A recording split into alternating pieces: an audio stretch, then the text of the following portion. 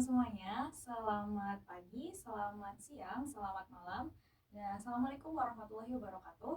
Perkenalkan, nama saya Aulia Tias, biasa dipanggil Aulia, atau beberapa teman saya ada yang manggil Tias. Cuman itu beberapa orang saja sih. Oke, pada kesempatan hari ini saya bersama tim akan membawakan sebuah podcast. Kita ngobrol-ngobrol secara santai aja ya teman-teman. Kita akan bawain sebuah podcast. Nah, podcast pada hari ini itu temanya adalah trauma. Oke, mungkin sebagian dari kalian teman-teman semuanya pernah dengar-dengar kata trauma. Atau kalian mungkin sering banget nih pakai kosakata itu. Terutama teman-teman dari jurusan psikologi. Oke, aku kayaknya ada kelupaan nih. Kayaknya aku belum memperkenalkan diri dari mana aku kuliah. Oke, mungkin aku harus memperkenalkan diri dari mana aku kuliah ya. Jadi aku kuliah di Universitas Mercu Buana Yogyakarta. Sekarang aku ada di semester 7 dan ngambil jurusan psikologi. Oke. Jadi di jurusanku sendiri, aku sering banget nih dengar kata-kata trauma. Terutama lagi ya orang-orang yang bergelut di bidang psikologi pasti sering banget dengar kata-kata trauma. Cuman kata-kata trauma ini juga umum dipakai dalam pembicaraan sehari-hari, kayak misalkan aku trauma sih gitu, atau mungkin aku trauma ngelakuin ini, atau aku trauma atas peristiwa ini. Tapi sebenarnya dari kalian-kalian semua itu tahu nggak sih sebenarnya arti dari trauma itu sendiri? Untuk pengertian traumanya kita pakai referensi dari IPI aja ya, yang biar resmi gitu. Nah, IPI itu apa? IPI itu adalah American Psychological Association, atau ya lembaga psikologi di Amerika sana, yang memang itu sudah sering dipakai sebagai acuan kita, termasuk juga buku-buku DSM-nya. Nah, jadi di sini American Psychological Association mengatakan trauma is an emotional response to a terrible event like an accident, rape, or natural disaster. Immediately after the event, shock and denial typical. Longer-term reaction include unpredictable emotion, flashback, strained relationship, and even physical symptoms like headache or nausea. So jadi secara gamblang ya nih, secara lebih gampangnya, trauma itu adalah respon kita atas suatu kejadian yang mungkin bersifat traumatik untuk kita. Nah, kejadian traumatik itu seperti aksiden, seperti kecelakaan mungkin, atau rape, atau bencana alam yang bikin kita itu merasa emosi-emosi negatif tersebut. Jadi respon trauma itu lebih ke responnya setelah kejadian tersebut. Nah, tapi kita perlu tahu ya, antara trauma dan juga traumatic event itu tuh berbeda. Jadi kalau traumatic event itu adalah kejadiannya, dan traumatic event itu tuh bisa aja rape, terus kemudian bisa aja war, bisa aja kayak COVID kemarin, atau mungkin tsunami, bencana alam dan sebagainya seperti itu. Tapi kalau trauma itu lebih ke bagaimana kita merespon terhadap situasi tersebut. Tapi pertanyaannya adalah, apakah perlu traumatic event atau kejadian traumatis separah perang misalkan, atau separah wabah COVID untuk menimbulkan trauma? Jawabannya tidak. Oke. Kenapa jawabannya tidak? Ini saya ngambil referensi dari beberapa podcast-podcast psikologi yang dimana pembawa acaranya atau pengisi dari acara tersebut adalah psikiatris ataupun psikolog. Mereka bilang bahwa trauma itu sendiri itu nggak harus sampai kejadian yang benar-benar parah untuk bisa jadi trauma. Pernah nggak sih kita dengar bahwa ada childhood trauma? Mungkin dari beberapa dari kalian tahu apa childhood trauma, atau mungkin kalian pernah dengar apa itu childhood trauma. Jadi childhood trauma itu adalah trauma atau respon emosi kita atas suatu kejadian yang pernah kita alami di waktu kecil kita. Nah, kejadian-kejadian itu nggak perlu sampai kejadian yang sangat-sangat besar, sangat-sangat mengancam nyawa, misalkan kayak kecelakaan ataupun abusive dari orang tua dan sebagainya. Tapi bahkan kejadian-kejadian kecil itu bisa bikin childhood trauma tanpa kita sadari. Salah satu dari beberapa kasus terkait dengan childhood trauma kita pernah dengar, atau mungkin kita pernah lihat, ada aktris Indonesia yang cukup terkenal ya, namanya Yura Yunita. Dia membagikan pengalamannya mengalami childhood trauma, di mana dia pernah dibentak sama kakaknya ketika main piano, dan itu ternyata emosi dan atau respon dia waktu itu, karena mungkin masih kecil ya, dia nggak bisa memproses emosi itu, pada akhirnya akhirnya jadi trauma, dan itu berkepanjangan dan mengakibatkan mempengaruhi bagaimana dia bersikap ketika terkena trigger itu. Misalkan dia jadi gak berani buat main musik kencang-kencang atau apa seperti itu. Nah, dia merasa hal tersebut aneh, akhirnya si Yura Yunita ini dia pergi ke hipnoterapi, dia melakukan sesi hipnoterapi dan terungkap ternyata dia memiliki trauma masa kecilnya kepada kakaknya karena pernah dibentak. Jadi perasaan dibentak itu sendiri kan bukan suatu hal yang sampai mengancam nyawa kan, nggak dikategorikan sebagai suatu hal yang bisa mengancam nyawa, tapi itu tuh bisa bikin trauma. Jadi mungkin yang bisa disimpulkan adalah semua orang itu berpotensi memiliki trauma, siapa aja, di mana aja, dan kapan saja. Jadi tidak harus ada suatu hal yang mengancam nyawa atau traumatic event yang sangat-sangat berlebihan untuk kemudian bisa menimbulkan trauma itu sendiri. Oke, jadi kita mulai lagi. Trauma itu bisa sifatnya last long, last long, bisa sampai jangka panjang gitu. Karena pada dasarnya respon yang kita berikan atas suatu kejadian itu biasanya respon negatif atau emosi negatif dari efek dari kejadian, kita mengalami kejadian terus kemudian kita memunculkan emosi karena kejadian tersebut. Karena saking kejadiannya itu cepat banget mungkin, atau mungkin kita belum di usia yang pas untuk memproses kejadian tersebut, pada akhirnya kita memunculkan emosi negatif. Emosi negatif ini yang bisa disebut sebagai trauma. Nah, emosi negatif ini dari kita karena manusia sendiri itu di otak kita itu kita punya defense mechanism, dimana kita kalau mengalami suatu hal-hal yang bisa bikin kita menjadi punya emosi negatif, maka gimana badan kita, gimana otak kita itu kemudian akan istilahnya beradaptasi atas kejadian tersebut. Nah, kalau kita beradaptasi, itu otomatis dari diri kita sendiri itu akan mengcover emosi negatif itu, seolah-olah itu tidak ada. Kita jadi memasukkan emosi tersebut ke bawah, ke alam bawah sadar kita. Dan pada akhirnya hal tersebut akan ketika memunculkan sesuatu hal di alam sadar kita, sesuatu hal yang ada di bawah alam sadar kita itu tuh pada akhirnya akan mempengaruhi alam sadar kita. Nah, di alam sadar kita itu kita akan punya respon atas kejadian trauma itu. Kita mengalami trauma dan ada responnya. Nah, responnya itu bisa banyak banget. Nah, ini yang saya kutip dari salah satu podcast yang dibawakan oleh psikiatris di salah satu YouTube. Dimana di sini si psikiatris yang bilang bahwa trauma sendiri itu adalah the greatest chameleon. Kalian tahu chameleon? Bunglon. Jadi dia bisa menyerupai, bisa bertransform menjadi apa aja sesuai dengan dimana lingkungan itu ada.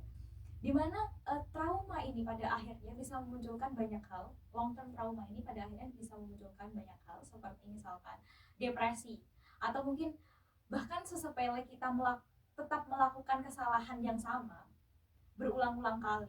Atau mungkin ada satu case di mana saya baca bahwa ada orang yang obesitas, tapi ternyata setelah digali lebih jauh, lebih dalam, ternyata diketahui bahwa dia obesitas karena sebabnya adalah karena dia pernah mengalami trauma. Karena dulu badannya kecil, jadi sering diejek, dan kemudian dia menutupi itu dengan dia menjadi obes, dan dia berpikir bahwa ketika aku menjadi besar, gak bakal ada orang yang mengejekku, atau mungkin aku merasa lebih kuat ketika aku besar. Nah, jadi dari sini kita bisa ngambil kesimpulan bahwa trauma itu tuh bisa mengubah bagaimana pola pikir kita, kemudian bisa mengubah bagaimana kita menyikapi suatu hal, atau mungkin itu juga bisa mengubah personality kita karena trauma. Jadi mungkin bisa dibilang adalah semua orang itu berpotensi punya trauma, dan mungkin karena saking berpotensinya semua orang terhadap trauma, dan termasuk itu saya juga, mungkin saya juga punya trauma seperti itu. Mungkin saya ada trauma dan itu tuh tidak langsung secara gamblang bahwa ini adalah trauma, tapi lebih ke respon respon saya atas suatu hal. Misalkan saya misalkan kalau saya nggak suka terlalu menanggapi orang, saya lebih suka kayak ngeghosting orang, misalkan ternyata waktu ditelisik lebih jauh, ternyata saya pernah punya trauma, saya pernah punya abandonment issue dari orang tua saya, atau negligence dari keluarga saya nggak dianggap ataupun gimana. Nah itu pada akhirnya ketika saya dewasa atau ketika saya udah uh, memiliki hubungan sosial misalkan seperti itu, saya lebih suka kayak ya saya ngeghosting orang gitu, saya nggak mau tahu lah udah gitu, lebih baik saya diem aja, berikan silent treatment kepada orang lain seperti itu. Nah mungkin yang jadi pertanyaan besar di sini adalah bagaimana kita tahu bahwa itu adalah trauma, dan mungkin bagaimana kita tahu bahwa apa yang kita alami itu ternyata dampak dari sebuah kejadian yang bikin kita trauma. Mungkin kita perlu bantuan yang namanya profesional seperti itu. Jadi kita nggak bisa ngatasin itu sendiri, dan please jangan pernah ngelakuin yang namanya self diagnose. Even kalian adalah mahasiswa psikologi sekalipun, kalian nggak boleh self diagnose guys. Kalian perlu ketemu yang namanya profesional seperti itu. Dan mungkin ada pertanyaan lagi, apakah trauma itu pada akhirnya bisa sembuh atau enggak? Karena mungkin menurut saya adalah seperti ini. Karena trauma adalah respon kita, respon emosi kita terhadap suatu kejadian. Maka ya untuk trauma itu bisa sembuh adalah bagaimana kita sendiri berdamai dengan trauma itu. Oke, kita rilis semua emosi yang sebelumnya pernah ada seperti itu. Mungkin kita kan bisa ngambil contoh lagi dari kasusnya Yura Yunita seperti itu. Dia marah sama kakaknya, atau mungkin dia menunjukkan emosi negatif ke kakaknya waktu itu, mungkin nggak menunjukkan emosi negatif sih, dia merespon kejadian tersebut dengan emosi yang mungkin shock, kaget seperti itu, dan pada akhirnya dia menjadi trauma. Jadi mungkin pertanyaannya sekarang adalah apakah trauma itu tuh bisa sembuh? Jadi trauma sendiri itu tuh adalah bagaimana kita, ya jadi setelah kita berbicara panjang lebar terkait trauma, jadi intinya adalah trauma itu ekspresi yang belum sempat kita ungkapkan waktu kejadian tersebut, dan akhirnya itu tuh dipendam ke dalam karena mungkin kita belum bisa memvalidasi itu, kita belum bisa memproses atas kejadian itu. Dan pertanyaannya adalah apakah ini bisa sembuh kalau kita memproses emosi tersebut? Mungkin iya, jawabannya iya. Bagaimana kita merilis emosi tersebut? Jadi fokusnya adalah bagaimana kita bisa merilis atau memproses atau memvalidasi dari emosi tersebut. Nah, yang bisa kita lakukan itu sebenarnya banyak. Kita bisa journaling atau mengungkap isi hati kita, mungkin kita bisa cerita sambil journaling gitu kan. Terus yang kedua, kita bisa pakai terapi. Terapi di sini kalau memang benar-benar kalian membutuhkan terapi, kalian bisa pergi ke profesional untuk membantu kalian dealing with your trauma. Terus yang ketiga, kita juga bisa dengan dilaksanakan dengan konseling. Kita bisa konseling, dan dimana biasanya kalau konseling itu konselor akan membantu kita untuk memproses trauma tersebut, kenapa trauma ini bisa terjadi dan sebagainya seperti itu. Biasanya ini orang-orang yang mengalami trauma, terutama orang-orang yang mengalami traumatic event yang cukup berat seperti mungkin bencana alam atau abusive atau apa, atau mungkin suatu hal kecelakaan yang bisa mengancam nyawa mereka, itu biasanya mereka lebih ke menunjukkan emosi denial. Kenapa saya? Why me? Kenapa ini kejadian ke saya? Saking berkutatnya mereka sama perasaan itu, jadinya mereka juga tidak bisa benar-benar ada di masa sekarang gitu. Mereka kadang sering flashback ke masa lalu, padahal nyatanya sangat penting sekali untuk kita tuh bisa berada di masa sekarang, karena memang kita hidup di masa sekarang saat ini seperti itu.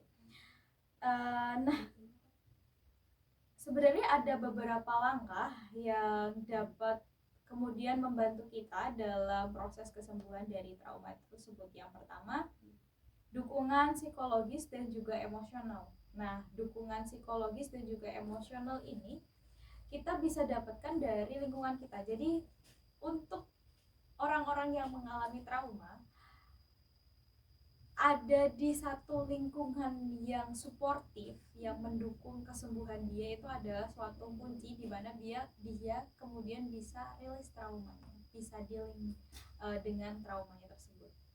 Terus yang kedua itu tadi udah saya jelaskan terkait dengan terapi. Kalian bisa minta tolong ke profesional, bisa datang ke profesional, ke konselor ataupun ke psikolog untuk konselor, psikolog ataupun psikiater untuk membantu kalian terhadap trauma kalian.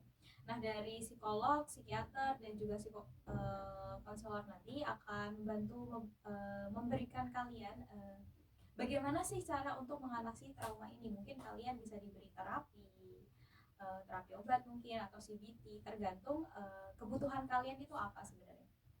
Terakhir ini yang paling sering dibicarain kalau misalkan kalian yang nonton ini adalah mahasiswa psikologi, kalian pasti sering banget dengar kata resiliensi. Dimana resiliensi ini adalah suatu kemampuan dari manusia untuk pulih dari traumanya. Dimana kemampuan ini meliputi bagaimana manusia beradaptasi dan tumbuh bahkan setelah mengalami pengalaman-pengalaman traumatis itu. Mungkin ada yang kurang nih, dari kita pernah kan dengar kasusnya Yura Yunita. Jadi yang saya bahas dari tadi adalah kasusnya dari Yura Yunita, di mana dia melakukan hipnoterapi. Mungkin itu adalah bisa kalian gunakan sebagai opsi untuk mengatasi trauma kalian. Mungkin kalian kalau memiliki childhood trauma dan kalian nggak tahu penyebab dari childhood trauma kita sendiri itu sebenarnya apa, kalian mungkin bisa pergi ke hipnoterapi seperti itu. Kalau hipnoterapi dia lebih ke bagaimana melihat alam bawah sadar kita, kemudian alam bawah sadar kita nanti yang akan mengungkapkan apa sih sebenarnya yang bikin kita itu trauma, dan nanti setelahnya kita baru bisa dealing dengan trauma itu karena kita udah tahu traumanya ternyata apa, seperti itu. Nah, mungkin ini pertanyaan terakhir adalah bagaimana kita bisa membantu orang terdekat yang mengalami trauma, misalkan keluarga kita ataupun teman kita yang mengalami trauma. Sebenarnya orang-orang yang mengalami trauma itu mereka, ya setelah saya bicarakan tadi terkait dengan orang-orang yang trauma itu, mereka butuh safe place, mereka butuh tempat yang aman untuk mereka, tempat yang aman untuk mereka bisa memproses trauma mereka.